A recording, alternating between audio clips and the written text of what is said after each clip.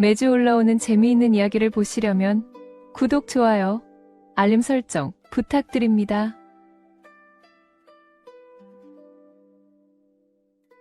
지금 시작합니다. 빛이 유난히 시리게 내리꽂히는 밤이었습니다. 구중궁궐의 높은 담벼락이 온 세상을 가로막은 듯 답답하여 젊은 사내는 기어이 용포를 벗어 던지고 허름한 선비의 옷을 걸친 채 몰래 궐 밖으로 나섰습니다. 나라의 주인이라는 무거운 짐을 잠시 내려놓고 그저 숨 쉬는 사람 냄새를 맡고 싶었던 칙이 어린 객기였을까요? 하지만 온실 속 화초처럼 자란 그에게 저작거리는 너무도 거칠고 소란스러운 야생의 숲이었습니다. 아니, 이 양반이 눈을 어디다 달고 다니는 게야? 내 비단옷에 흙탕물이 튀었잖나. 걸쭉한 목소리와 함께 사내의 앞을 가로막은 것은 장터를 주름 잡는 왈패물이었습니다. 사내는 평생 고개를 조아리는 신하들만 보아왔지 이토록 험악한 눈으로 저를 노려보며 살기를 띠는 이들은 처음이었지요. 사내는 당황한 기색을 감추려 짐짓 뒷짐을 지며 점잖게 타일렀습니다. 실수였다. 내 미안하다 사과하지 않았느냐. 길을 비키거라. 사과? 말 한마디로 퉁치시겠다. 이 새님 세상 물정 모르시네. 왈패가 사내의 멱살을 잡으려던 일촉즉발의 순간 어디선가 차가운 물줄기가 왈패의 등짝을 사정없이 후려쳤습니다. 에구머니나. 아이고 눈이 어두워서 그만.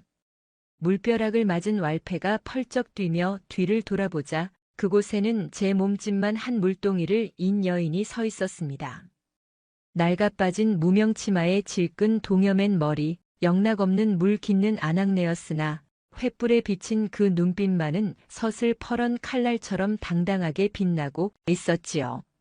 여인은 짐짓 호들갑을 떨며 사내의 앞을 막아서더니 대뜸 소리를 질렀습니다. 오라버니, 여기서 또 노름빚을 지고 계신 거예요?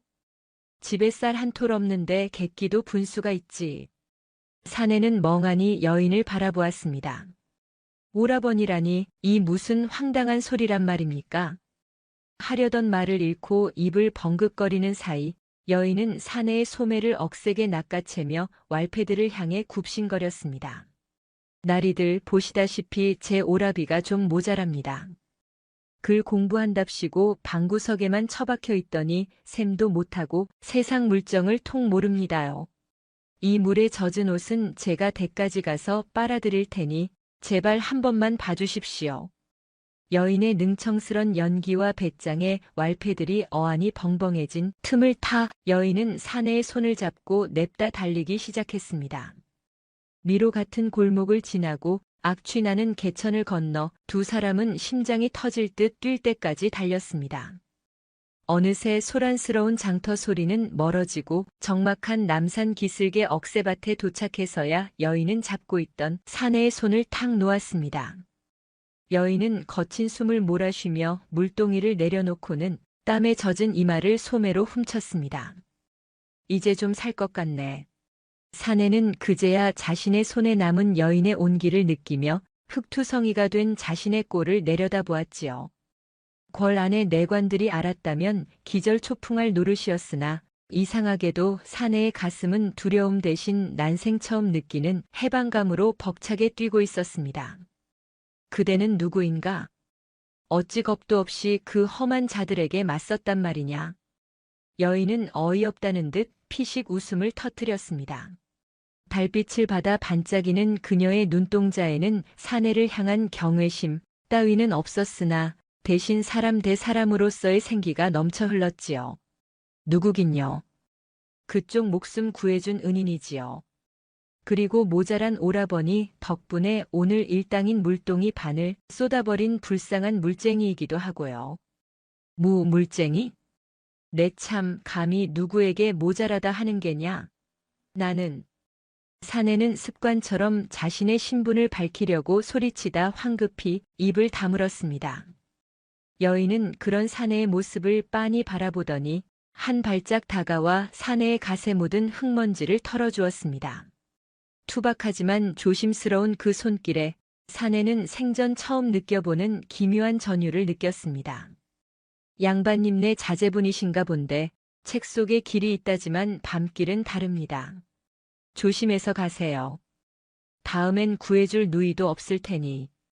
여인이 짐을 챙겨 돌아서려 하자 사내의 마음속에 알 수 없는 조바심이 불길처럼 일었습니다.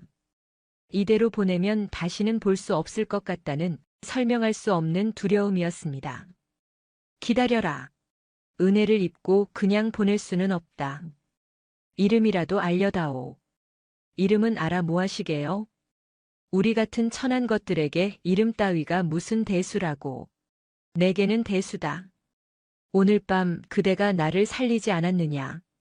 목숨을 빚진 이의 이름도 모른다면 내 사내대장부로서 체면이 서지 않는다. 사내의 진지한 눈빛에 여인의 표정이 잠시 흔들렸습니다. 신분의 귀천을 따지지 않고 오직 한 사람으로 자신을 봐주는 그 투박한 진심이 닿았기 때문일까요? 여인은 잠시 망설이다 나직이 입을 열었습니다. 연홍이라 합니다. 연홍이라. 붉은 연꽃처럼 진흙 속에서도 맑게 피어나는 그대와 잘 어울리는 이름이구나. 사내는 품 안을 뒤적였으나 줄 수 있는 것이라곤 엽전 한 입 없었습니다. 대신 사내는 자신의 갓근에 달려있던 귀한 백옥 구슬 하나를 떼어 여인의 손에 쥐어주었습니다. 차가운 옥이 두 사람의 뜨거운 손바닥 사이에서 미지근하게 데워졌습니다. 이것을 가지고 있거라. 훗날 반드시 보답하겠다. 이 귀한 걸 어찌 받습니까? 아닙니다. 받지 않겠습니다. 약조다. 이 옥구슬을 볼 때마다 오늘 밤을 기억해다오. 그리고 첫눈이 오는 날 이곳 남산 소나무 아래서 다시 만나자. 그때는 내 빚을 갚을 수 있게 해다오. 사내의 눈빛은 깊고도 뜨거웠습니다. 그것은 단순한 호기심이나 유희가 아닌 생애 처음으로 자신의 의지로 맺고 싶은 인연에 대한 갈망이었습니다.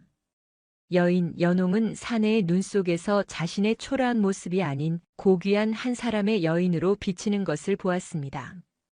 거부할 수 없는 이끌림 혹은 운명의 덫에 걸린 듯 연홍은 천천히 고개를 끄덕였습니다.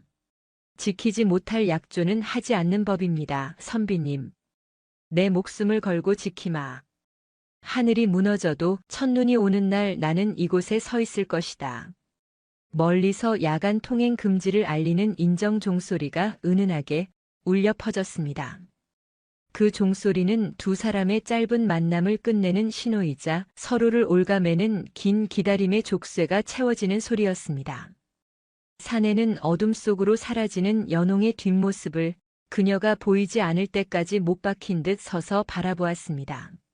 자신이 지금 스스로에게 어떤 약조를 걸었는지 그리고 그 옥구슬이 훗날 얼마나 가혹한 시련의 씨앗이 될지는 꿈에도 모른 채 말입니다. 바람 끝이 매서워지고 낙엽이 뒹구는 소리가 궐 담장을 넘나들 무렵 약조했던 첫눈은 더디게만 오고 계절은 속절없이 깊어만 갔습니다. 그날 밤의 기억이 마치 하룻밤의 꿈이었던가 싶을 만큼 궐 안의 시간은 무겁고도 살벌하게 흘러갔지요. 사내는 아니 이제 붉은 골룡포를 입고 옥좌에 앉은 젊은 왕은 숨이 막힐 지경이었습니다. 조정은 늙은 호랑이 같은 좌의정의 입김 아래 놀아나고 있었고 왕의 말은 허공에 흩어지는 메아리만도 못했습니다. 전하 대통을 잇는 일은 나라의 근간이옵니다. 언제까지 중전 간택을 미루시려 합니까? 권례의 전하의 핏줄을 기다리는 신료들의 목이 빠지겠나이다. 좌의정의 목소리는 겉으로는 정중했으나 그 눈빛은 먹잇감을 노리는 맹수처럼 번들거렸습니다. 그는 자신의 딸을 중전으로 앉혀 왕을 허수아비로 만들고 외척 세도를 누릴 속셈이 뻔했지요. 왕은 찻잔을 쥔 손에 힘을 주며 가까스로 치밀어 오르는 분노를 눌렀습니다. 좌상, 내 아직 국사가 어지러워 마음의 여유가 없다 하였소. 내 짝은 내가 알아서 고를 것이니 그만 물러가시오. 하오나 전하, 궐 안의 기강이 해이해지고 인심이 흉흉합니다. 혹 궐 밖에 두고 온 정인이라도 계신 것입니까? 좌의정의 날카로운 질문에 왕의 심장이 덜컥 내려앉았습니다. 왕은 짐짓 태어난 척 자리를 박차고 일어났습니다. 무례하도다. 그만하라. 왕은 답답한 가슴을 치며 편전 밖으로 나섰습니다. 뒤따르려는 내관들을 손짓으로 물리고 발길 닿는 대로 향한 곳은 인적 드문 후원의 낡은 우물가였습니다. 그곳은 궐 안에서 유일하게 저작거리의 소음과 닮은 바람, 소리가 들리는 곳이었기 때문입니다. 한편 그 시각 우물가에는 살을 애는 찬물에 손이 벌겋게 튼 여인이 있었습니다. 바로 연홍이었습니다. 병든 홀어머니의 약값을 대기 위해 궐에 들어왔으나 뇌물이 없어 그녀에게 주어진 직책은 가장 천하고 고된 일을 도맡는 무술이었습니다. 연홍은 꽁꽁 언 우물물을 깨며 시린 손을 호호 불었습니다. 품속에 숨겨둔 차가운 옥구슬만이 그녀가 버틸 수 있는 유일한 온기이자 희망이었습니다. 아유, 이 군뱅이 같은 것. 물 하나 깃는데 한 세월이냐? 윗분들 새순물이 늦어지면 내 목이 달아날 줄 알아라. 지나가던 상궁의 날카로운 호통에 연홍은 화들짝 놀라 몸을 움츠렸습니다. 송구합니다, 마마님. 얼음이 두꺼워 그만. 변명은 필요 없다.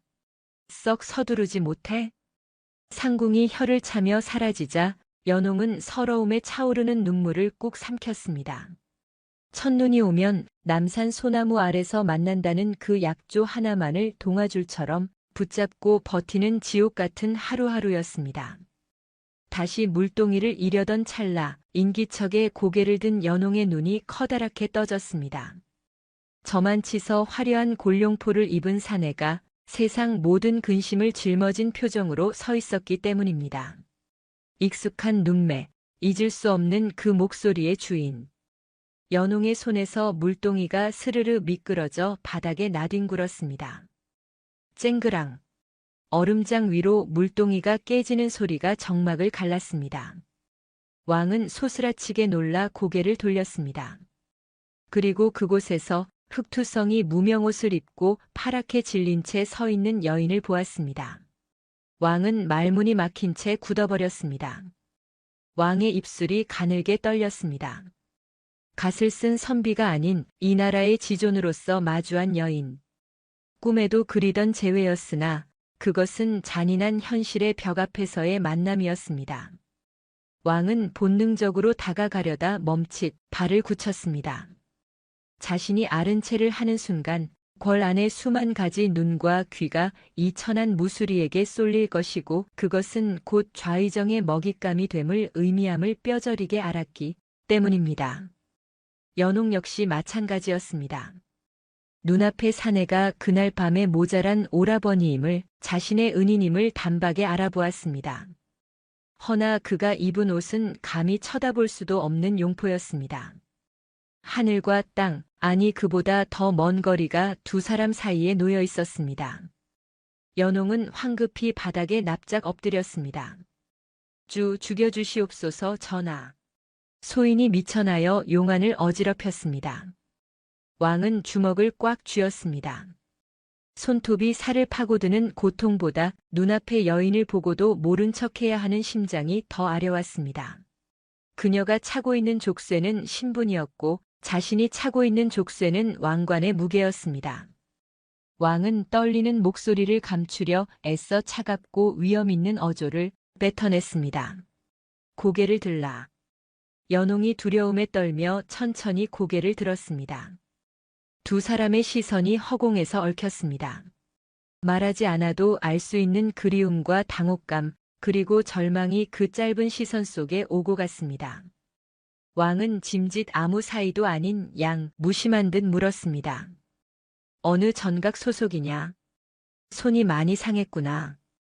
그 말 속에 담긴 안타까움을 눈치챈 것은 오직 연홍뿐이었습니다. 연홍은 왈칵 쏟아지려는 눈물을 삼키며 바닥만 내려다보았습니다. 소인은 친방 소속 무술이 연홍이라 하옵니다. 이름을 듣는 순간 왕의 눈동자가 세차게 흔들렸습니다.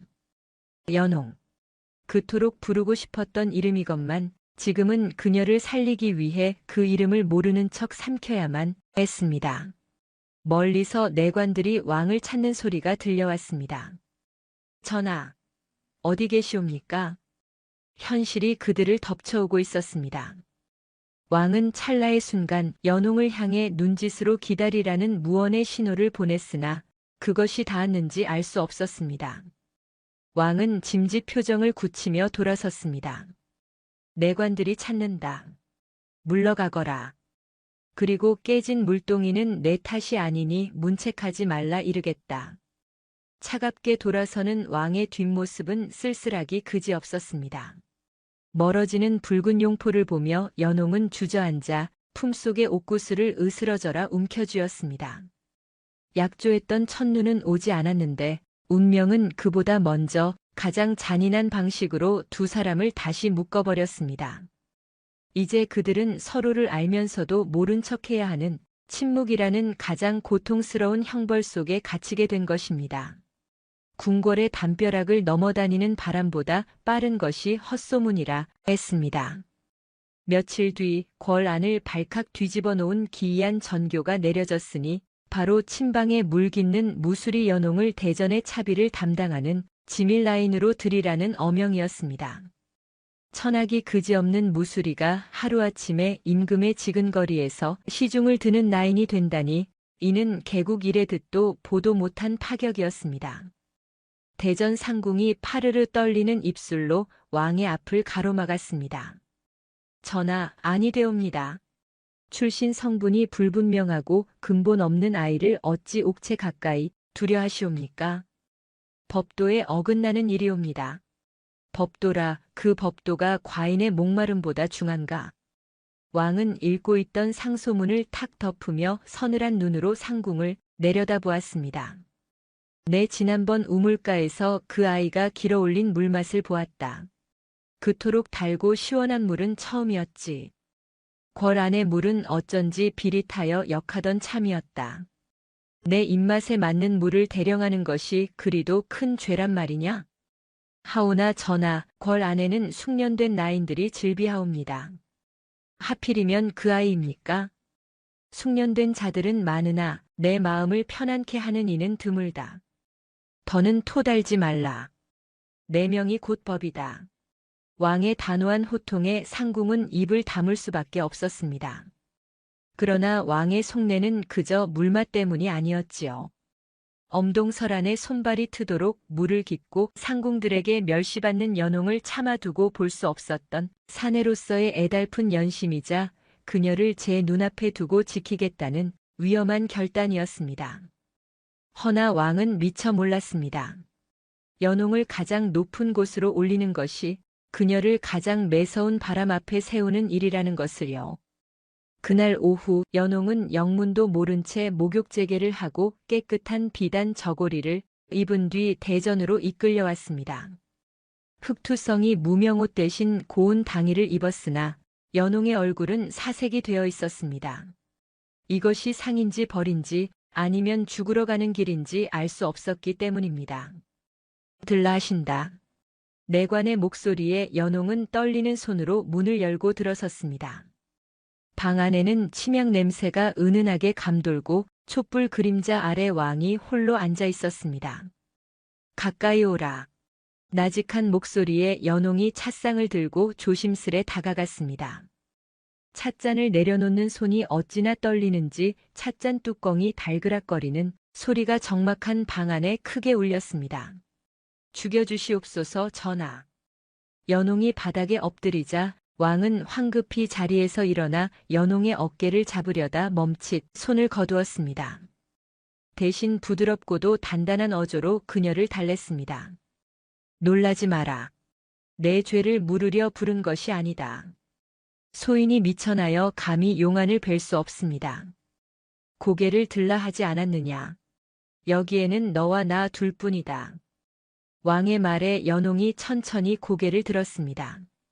왕의 눈빛은 우물가에서 보았던 그날 밤처럼 따뜻하고 애틋했습니다. 왕은 찻잔을 들어 한 모금 마신 뒤 짐짓 아무렇지 않은 척 말을 건넸습니다. 바깥 세상은 여전히 시끄러운가? 그 뜬금없는 물음에 연홍의 눈이 동그랗게 커졌습니다. 그것은 왕이 아닌 그날 밤의 선비가 건네는 암호와도 같았습니다. 연홍은 울컥 치솟는 감정을 누르며 떨리는 목소리로 답했습니다. 네. 여전히 시끄럽고 고단하고 그래도 사람 사는 냄새가 납니다. 그렇구나. 이곳은 조용하나 숨이 막힌다. 내가 길어온 물만이 유일하게 숨통을 트이게 하는구나. 왕은 잠시 말을 멈추고 연홍의 거칠어진 손등을 애잔하게 바라보았습니다. 앞으로 너는 내 곁에서 차를 올리라. 험한 일은 하지 않아도 된다. 허나 명심하거라. 보고도 못 본 척, 듣고도 못 들은 척, 벙어리가 되고 장님이 되어야 한다.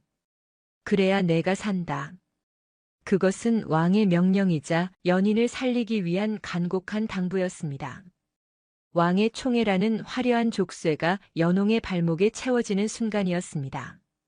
바로 그때 밖에서 내관의 다급한 목소리가 들려왔습니다. 전하, 좌의정 대감 드셨사옵니다. 왕의 미간이 찌푸려지기도 전에 문이 벌컥 열리며 늙은 호랑이 좌의정이 성큼 들어섰습니다. 그의 눈은 들어오자마자 왕이 아닌 왕의 곁에 서 있는 낯선 여인 연홍에게 꽂혔습니다. 소신, 긴히 드릴 말씀이 있어 예도 갖추지 못하고 들었습니다. 헌데 처음 보는 아이로군요. 좌의정의 눈빛이 뱀처럼 차갑게 연홍을 훑어내렸습니다. 왕은 본능적으로 연홍을 등 뒤로 살짝 가리며 태연하게 맞받아쳤습니다. 새로 들인 지밀 라인이요. 차 맛이 좋아 내 특별히 곁에 두었소. 무슨 일이요 이 밤중에. 허허 차 마시라. 전하께서 언제부터 다도에 이리 깊은 조예가 있으셨는지 몰랐습니다. 허나 전하, 천한 것은 천한 곳에 있어야 탈이 없는 법입니다. 여색의 눈이 멀어 도를 넘으시면 곤란하지요. 좌의정은 비릿한 웃음을 흘리며 왕의 심기를 긁었습니다. 왕의 주먹이 부들부들 떨렸으나 지금 분노를 터뜨리면 그 불똥이 오롯이 연홍에게 튈 것이 뻔했습니다. 왕은 차가운 미소를 지으며 찻잔을 내려놓았습니다. 대감의 충심이 과하구려. 내 알아서 할 터이니 그만 물러가시오. 그리고 이 아이는 내 사람이니 밖에서 왈가왈부하지 못하게 입단속을 시키시오. 내 사람. 왕이 뱉은 그 한마디가 좌의정의 귀에는 선전포고처럼 연홍의 귀에는 목숨을 건 고백처럼 들렸습니다. 좌의정은 묘한 눈빛으로 연홍을 한 번 더 쏘아보고는 짐짓 고개를 숙이며 물러났습니다. 명심하겠습니다, 전하. 부디 그 사람 단속 잘하시지요. 궁궐 바닥이 꽤나 미끄러우니 말입니다. 좌의정이 사라진 뒤 방 안에는 무거운 침묵만이 감돌았습니다. 연홍은 다리에 힘이 풀려 주저앉을 뻔했습니다. 왕은 그런 연홍에게 다가가지 못한 채 그저 안타까운 눈빛으로 바라볼 뿐이었습니다. 화려한 비단옷은 날개옷이 아니라 그녀를 벼랑 끝으로 내모는 수위가 될지도 모를 일이었습니다. 궐 안의 인심은 살얼음판보다 얇고 시기하는 마음은 한겨울 삭풍보다 매서웠습니다. 연홍이 대전 지밀라인이 되었다는 소식은 마치 굶주린 늑대 무리에 던져진 고깃덩어리처럼 궁녀들의 입방아에 오르내렸습니다. 흥, 보았니? 천한 것이라 그런지 낯짝도 두껍더구나. 우물가에서 물이나 깃던 것이 감히 전하의 옥체를 모신다니 세상이 미쳐 돌아가는 게지. 탕약방 앞을 지나던 연홍의 등 뒤로 날 선 비아냥이 꽂혔습니다. 일부러 발을 걸어 넘어뜨리는가 하면 아궁이 불을 꺼뜨렸다고 뒤집어 씌우는 일은 예사였습니다. 연홍은 탕약을 다리는 화로 앞에서 눈시울이 뜨거워졌지만 입술을 꽉 깨물어 참아냈습니다. 여기서 울음을 터뜨리거나 맞선다면 그것은 곧 자신을 이곳에 둔 왕의 얼굴에 먹칠을 하는 일이었기 때문입니다. 어머, 예. 정신을 어디다 두고 다니는 거니? 탕약 그릇에 먼지가 들어갔잖니? 최상궁의 날카로운 지적에 연홍은 화들짝 놀라 고개를 숙였습니다. 먼지 하나 없는 깨끗한 그릇이었으나 트집을 잡기로 작정한 이들에게 진실은 중요치 않았습니다. 송구합니다, 마마님. 다시 씻어오겠습니다. 다시. 전하께서 기다리시는데 세워라 내워라 하겠다는 게냐? 에잉, 쯧쯧. 근본이 천하니 일머리도 없는 것을. 최상궁은 혀를 차며 연홍의 손에서 탕약 그릇을 뺐다시피 채갔습니다. 그리고 일부러 연홍의 손등을 손톱으로 핥히듯 긁었습니다. 붉은 생채기가 났지만 연홍은 비명 한 번 지르지 않고 고개를 조아릴 뿐이었습니다. 그날 밤 대전의 밤은 깊어만 갔습니다. 왕은 상소문을 읽다 말고 찻상을 들고 들어온 연홍의 손을 물끄러미 바라보았습니다. 소매 끝으로 감추려 애썼으나 왕의 눈을 피할 수는 없었지요.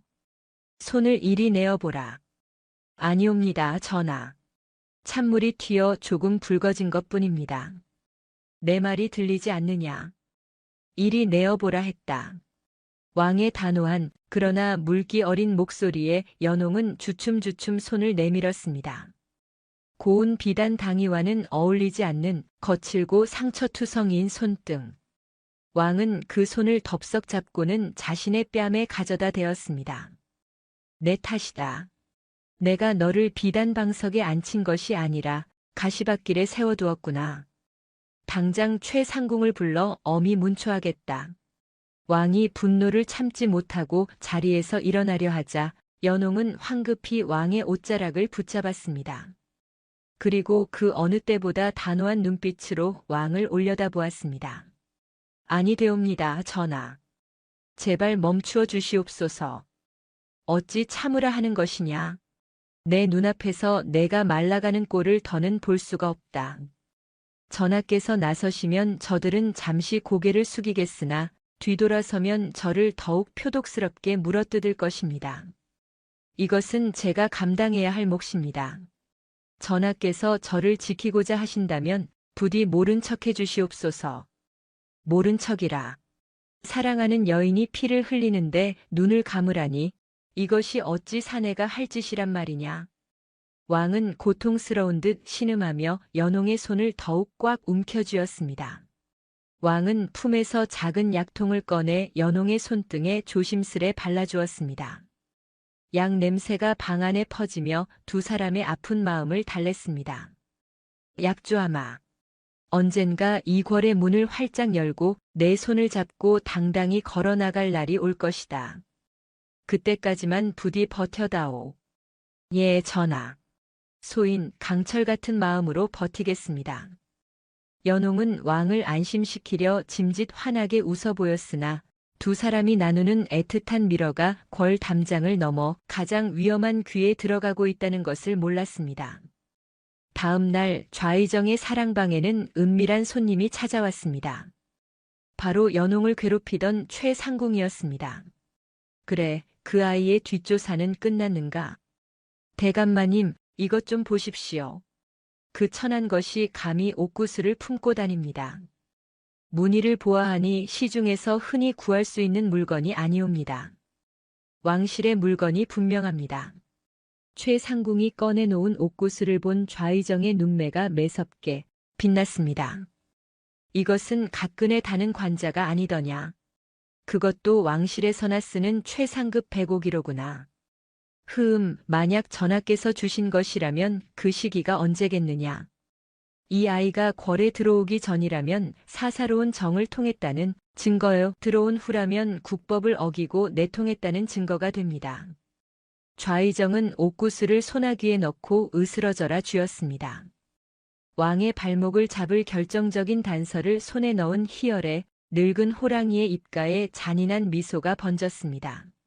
게다가 이 아이 궐에 들어올 때 신분 보증을 선 자가 누군지 아느냐? 며칠 전 죽은 늙은 내관이었다. 즉, 지금 이 아이의 뒤를 봐줄 집안도 핏줄도 없다는 뜻이지. 그럼 어찌하시려고요? 도둑으로 몰기엔 너무 시시하지 않느냐. 이 옥굿을, 이것을 영모의 자금으로 둔갑시킬 것이다. 정체불명의 계집이 왕을 홀려 옥을 훔쳐내고 저주의 주술까지 부리려 했다고 하면 이야기가 아주 그럴싸하지 않느냐? 좌의정의 계략은 치밀하고도 악랄했습니다. 왕이 연홍에게 준 사랑의 징표인 옥구슬이 이제는 연홍의 목을 조르는 올가미가 되어 돌아오고 있었습니다. 아무것도 모르는 연홍은 그 시각 차가운 방바닥에 누워 품속이 허전함을 느끼며 뒤척이고 있었습니다. 이상하다. 분명 여기 넣어두었는데. 가슴 깊이 품어왔던 옷구슬이 사라진 것을 깨달은 연홍의 심장이 덜컥 내려앉았습니다. 창밖에는 삭풍이 불어와 문풍지를 미친 듯이 흔들었고 멀리서 들려오는 부엉이 울음소리가 불길한 전조처럼 궐 안을 휘감았습니다. 이튿날 아침 채 동이 트기도 전에 궐 안은 군사들의 거친 발소리로 뒤집혔습니다. 대전 지밀라인 연홍의 처소 앞에는 횃불을 든 의금부 군사들이 들이닥쳤고 고난 잠에 빠져있던 연홍은 영문도 모른 채 포박당의 마당으로 끌려 나왔습니다.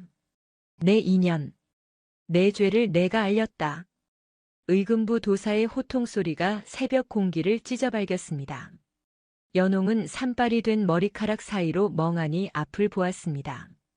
마당 한가운데 놓인 멍석 위에는 어제 잃어버린 옷구슬과 흉측하게 바늘이 꽂힌 지푸라기 인형이 나뒹굴고 있었습니다. 이것이 무엇이냐? 감히 주상 전하의 옥체에 해를 가하려 저주를 퍼붓고 왕실의 기물을 훔쳐 달아날 속셈이었느냐? 아닙니다. 저는 모르는 일입니다. 옷구슬은 그저. 연홍이 억울함에 몸부림치며 소리쳤으나 군사들의 몽둥이가 사정없이 그녀의 등을 내리쳤습니다.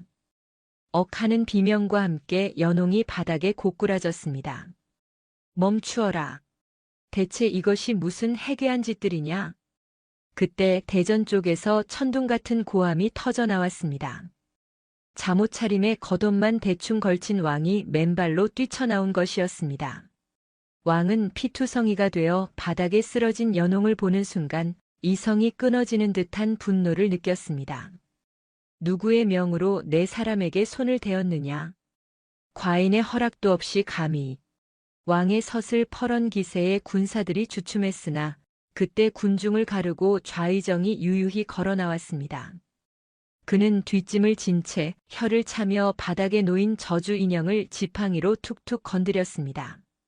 전하, 옥체를 보전하셔야지요. 이 아이 방에서 나온 물건들을 보십시오.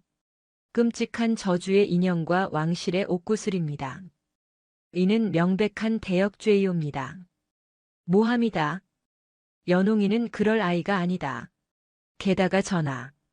좌의정은 바닥에 떨어진 옷구슬을 집어들어 왕의 눈앞에 흔들어 보였습니다.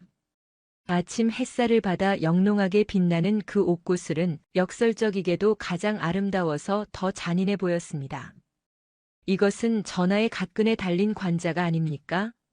만약 전하께서 주신 것이라면 지엄한 국법을 어기고 천한 것과 사사로이 정을 통하셨다는 오명을 쓰시게 됩니다.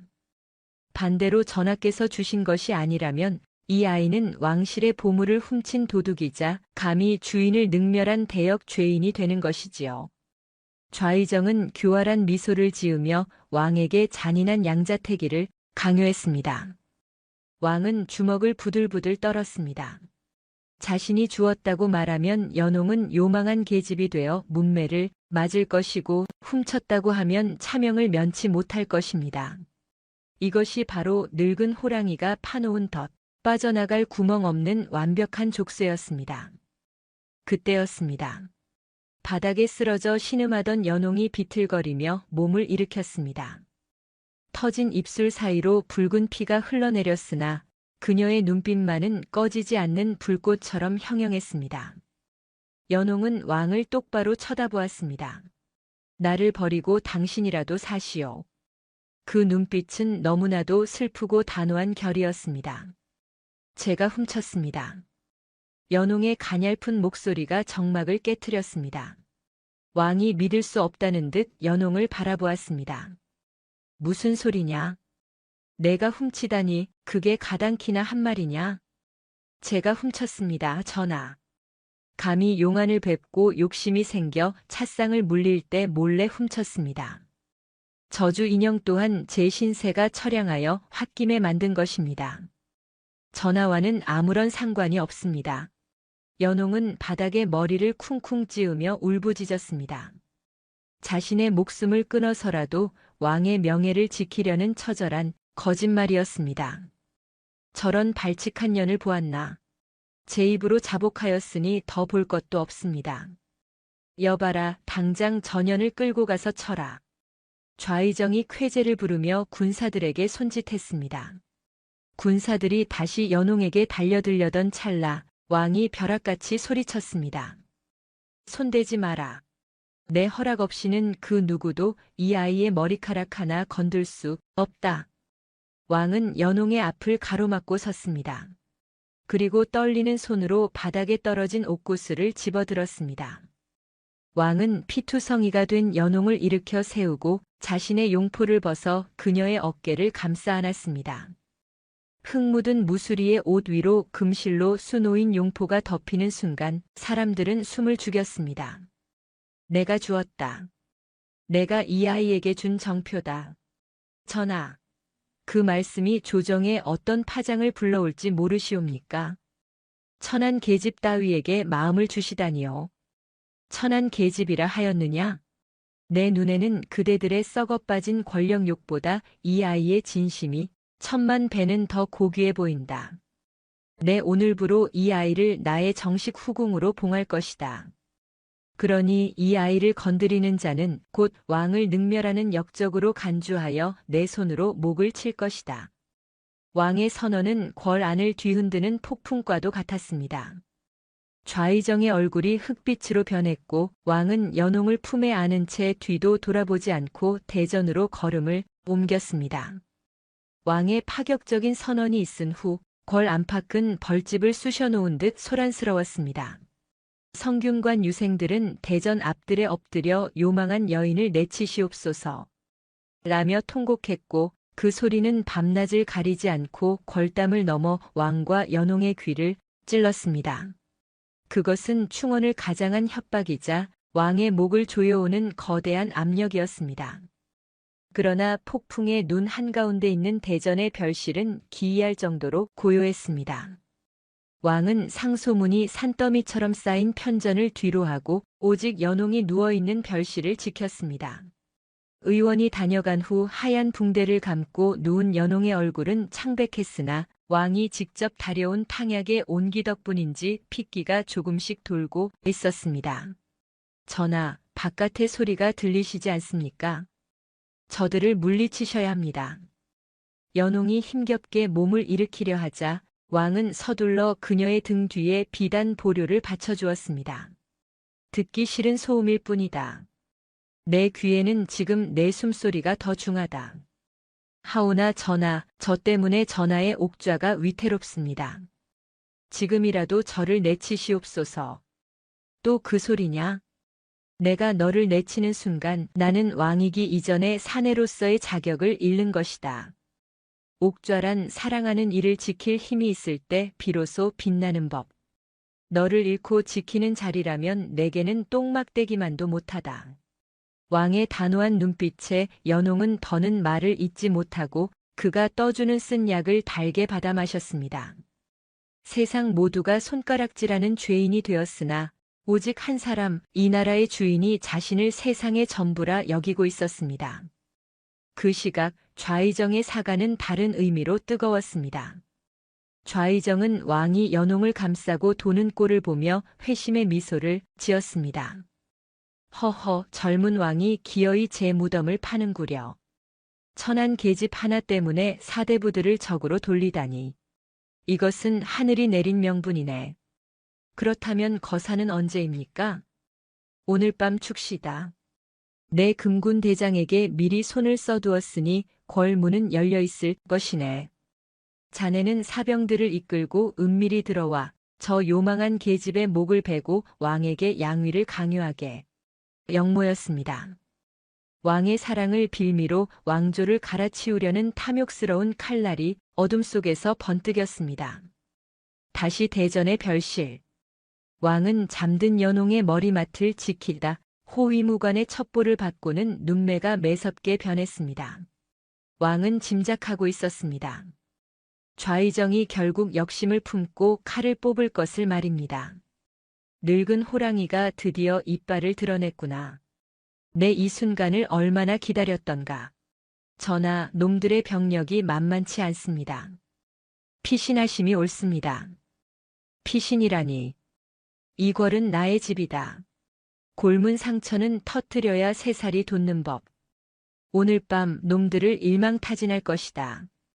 왕은 별실 안으로 들어와 깨어난 연홍의 손을 꽉 감싸 쥐었습니다. 숨길 수 없는 긴장감이 그의 손끝에서 전해졌습니다. 연홍아, 잘 듣거라. 오늘 밤 좌의정이 군사를 이끌고 쳐들어올 것이다. 예? 그게 무슨 영모란 말씀입니까? 두려워 마라. 나는 이미 대비하고 있었다. 다만 놈들은 내가 너 때문에 이성을 잃고 무너질 거라 생각하겠지. 허나 나는 너를 지키기 위해 그 어느 때보다 강해질 것이다. 내가 내 곁에 있다는 사실이 나를 벼리게 하는 숫돌이다. 왕은 벽에 걸려있던 검을 내려 손에 쥐었습니다. 이 방을 나가지 마라. 밖에서 무슨 소리가 들려도 내가 너를 부를 때까지 절대 문을 열지 마라. 내 반드시 살아서 돌아와 이 문을 다시 열 것이다. 이것은 왕의 명령이 아닌 너를 연모하는 한 사내의 약조다. 믿습니다. 전하께서는 반드시 이기실 것입니다. 그리고 저 또한 이곳에서 죽지 않고 기다리겠습니다. 왕은 연홍의 이마에 짧고 깊게 입을 맞춘 뒤 뒤도 돌아보지 않고 방을 나섰습니다. 문이 닫히고 빗장이 걸리는 소리가 둔탁하게 울렸습니다. 곧이어 궐 밖에서 뚱뚱뚱 하는 북소리와 함께 함성이 터져 나왔습니다. 폭군을 몰아내라. 거짓된 정의를 외치는 반란군의 고함이 파도처럼 밀려왔습니다. 연홍은 방구석에 웅크려 앉아 품속의 옥구슬을 꺼내 가슴에 품었습니다. 운명의 밤, 최후의 결전이 시작된 것입니다. 달빛조차 숨을 죽인 칠흑 같은 어둠 속 궐 안은 쇠와 쇠가 부딪히는 섬뜩한 파열음으로 가득 찼습니다. 좌의정이 이끄는 사병들이 기세등등하게 편전으로 진입하려던 순간 지붕 위와 담벼락 뒤에 매복해 있던 왕의 별동대가 화살비를 쏟아부었습니다. 으악! 매복이다. 함정이다. 반란군들의 비명과 함께 전세는 순식간에 뒤집혔습니다. 당황한 좌의정이 병사들에게 호통을 쳤으나 이미 승기는 왕 쪽으로 기울고 있었습니다. 그 혼란의 한가운데 붉은 용포 자락을 휘날리며 춤추듯 칼을 휘두르는 사내가 있었으니 바로 왕이었습니다. 사랑하는 이를 지키겠다는 일념 하나가 그를 천하무적에 무사로 깨어나게 한 것이지요. 어느새 왕은 좌의정의 코앞까지 다가섰습니다.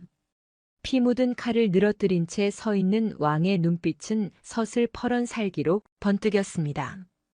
전하, 소신은 그저 나라를 위했을 뿐이옵니다. 나라를 위해? 내 놈의 탐욕을 채우기 위해 내 여인을 제물로 삼고 왕의 목을 노린 것이 나라를 위함이더냐? 왕의 호통이 천둥처럼 울려 퍼졌습니다. 내 놈이 채우려던 권력의 족쇄가 결국 내 놈의 숨통을 조이는 올가미가 되었구나. 여봐라. 대역죄인이다. 당장 포박하여 하옥하라. 금군들이 달려들어 좌의정을 무릎 꿇렸습니다. 늙은 호랑이의 몰락은 비참하고도 허무했습니다. 궐 안은 거짓말처럼 고요해졌고 왕은 숨 돌릴 틈도 없이 별실로 달려갔습니다.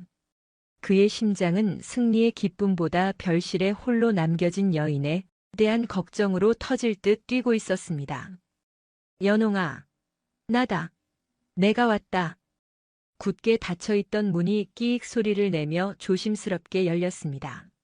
문틈 사이로 보인 것은 공포에 질려 있으면서도 왕을 보자마자 안도감에 무너져 내리는 연홍의 얼굴이었습니다. 전하! 연홍은 맨발로 뛰쳐나와 왕의 품에 안겼습니다. 피비린내와 땀 냄새가 섞인 왕의 품이었으나 연홍에게는 세상에서 가장 안전하고 따뜻한 안식처였습니다. 왕은 피 묻은 손이 연홍의 옷을 더럽힐까 주저하다가 이내 으스러져라 그녀를 껴안았습니다. 미안하다. 많이 무서웠느냐? 내가 늦었다. 아니옵니다. 오실 줄 알았습니다. 반드시 돌아오시겠다던 약조를 믿고 있었습니다. 그 순간 밤하늘에서 하얀 무언가가 한 송이, 두 송이 떨어지기 시작했습니다. 그것은 차갑게 식어가는 궐 안에 핏자국을 덮어주려는 듯 소리 없이 내리는 눈송이였습니다. 눈이 옵니다, 전하. 연홍이 하늘을 올려다보며 탄성을 질렀습니다. 왕도 고개를 들어 하늘을 보았습니다. 칠흑 같은 어둠 속에서 춤추듯 내려오는 하얀 눈송이들. 그것은 두 사람이 처음 만났던 날 남산 소나무 아래서 기약했던 바로 그 첫눈이었습니다. 보아라. 하늘도 우리의 약조를 기억하고 있었구나. 왕은 품 안에서 소중히 간직했던 옥구슬을 다시 꺼내었습니다. 핏자국이 묻어 있었으나 왕은 옷소매로 정성스레 닦아 연홍의 손에 쥐어주었습니다. 이 옥구슬이 너를 올가매는 족쇄가 되어 너를 아프게 했구나. 허나 이제는 족쇄가 아니다. 이것은 평생 너와 함께하겠다는 나의 청혼이자 변치 않을 사랑의 증표다. 전하. 연홍이 울먹이며 그를 불렀습니다. 이제 더는 숨지 않아도 된다. 무수리 연홍도 왕이라는 껍데기를 쓴 나도 없다. 그저 한 사내와 한 여인으로서 이 눈을 함께 맞잡구나. 연홍은 떨리는 손으로 옥구슬을 받아 가슴에 품었습니다. 그녀는 눈물 고인 눈으로 환하게 미소 지으며 답했습니다. 예, 서방님. 평생 곁에서 모시겠습니다. 서방님이라는 그 한마디에 왕은 세상을 다 가진 듯 호탕하게 웃었습니다. 왕은 연홍의 어깨를 감싸 안고 하얗게 변해가는 궐의 뜰을 바라보았습니다. 가자. 이곳이 이제 우리의 새로운 시작이 될 곳이다. 두 사람은 내리는 눈을 맞으며 나란히 걷기 시작했습니다. 악인이 파놓은 함정도 신분의 높은 벽도 두 사람의 진심 앞에서는 그저 지나가는 바람에 불과했습니다. 이야기가 재미있으셨다면 좋아요와 소중한 댓글 부탁드립니다. 영상 제작에 큰 도움이 됩니다. 긴 시간 함께 해주셔서 감사합니다.